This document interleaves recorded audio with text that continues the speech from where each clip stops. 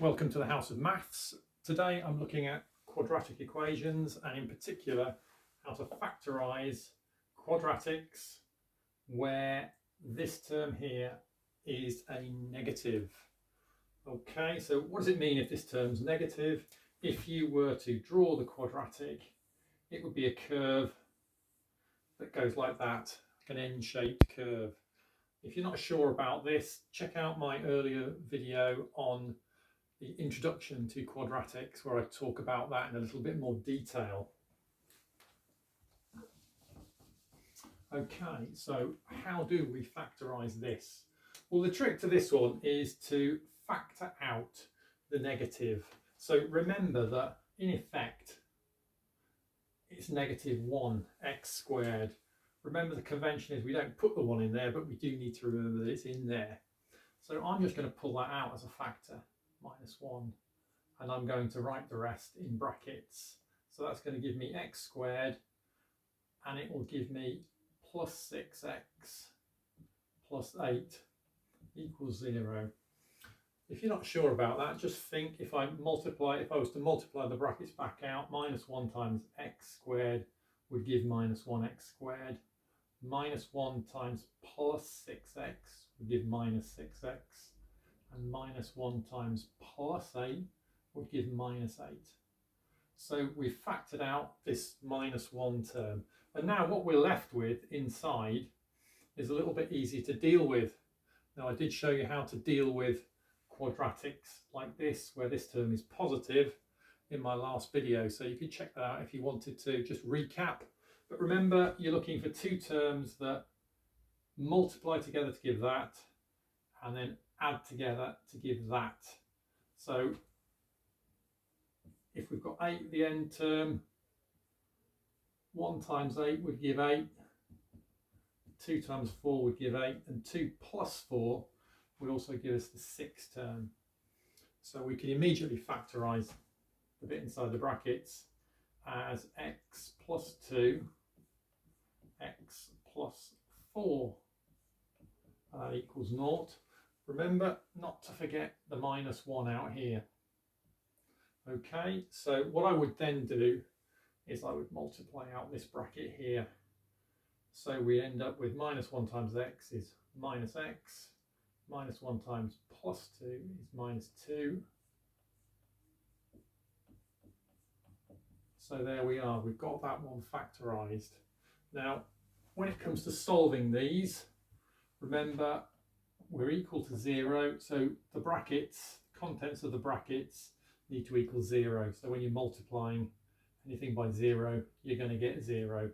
So in this case, you can see straight away that x has to equal -4 in order to make those brackets 0. Here, got to be careful, you're going to substitute in here. This term here needs to be +2 because you're going to subtract 2 from it. So x has got to be -2. So you've got -2, and the two minuses together are going to give you a positive.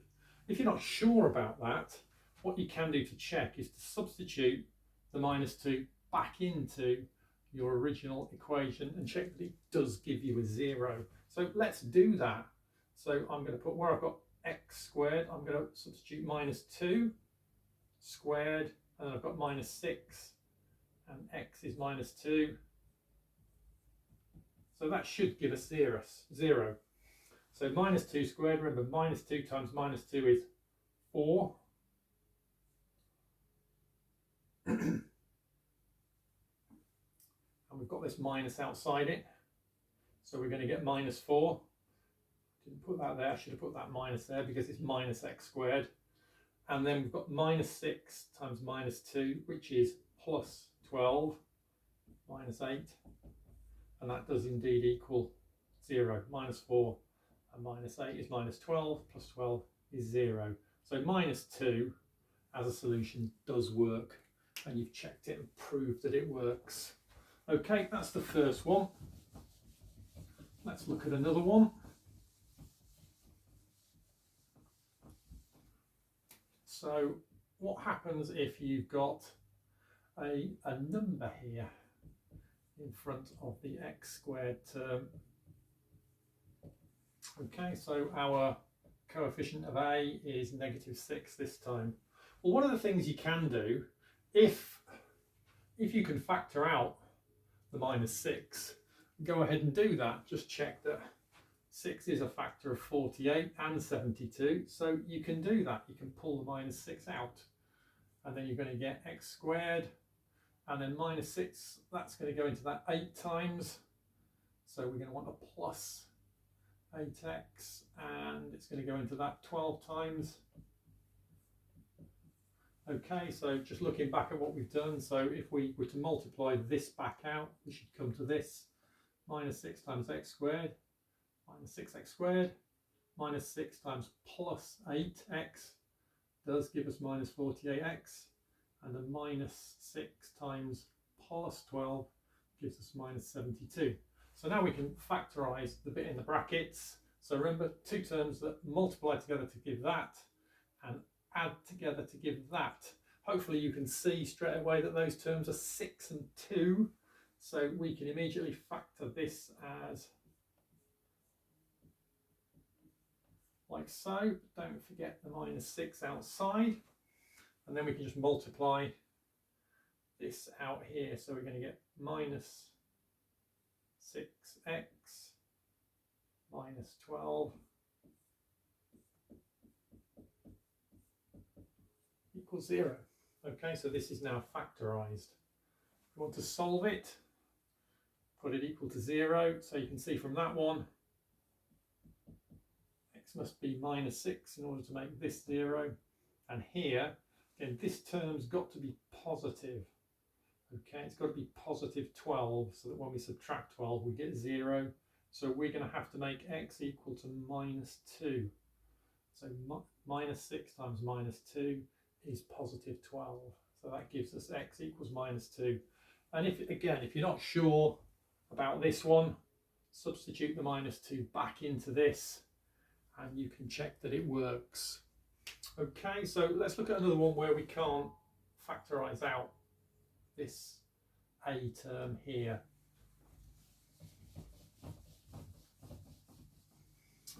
Okay, so if we've got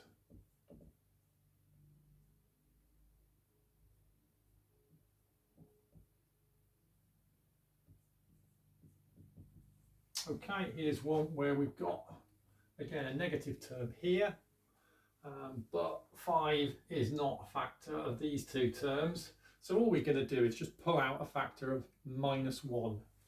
So I'll put my -1 here, and that's going to give us 5x squared minus 3x minus 14 equals 0. Okay, so we can then, got positive term here, so we can use the method we know to actually factorise this. Remember with this one, when we've got a coefficient here, we times it by this one first. So 5 times -14 is -70.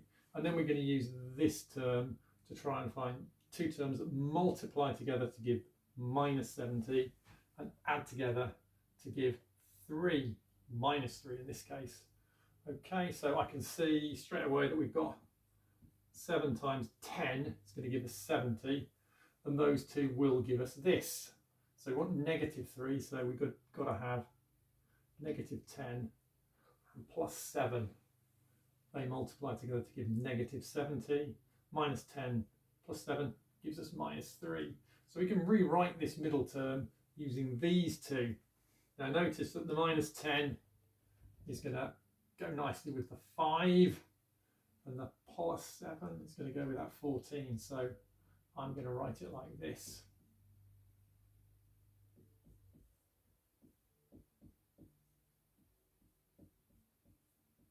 Okay, and then we can factorise this side over here. So we pull out 5x as a common factor, and we're going to get x minus 2. Remember, 5x times x is 5x squared.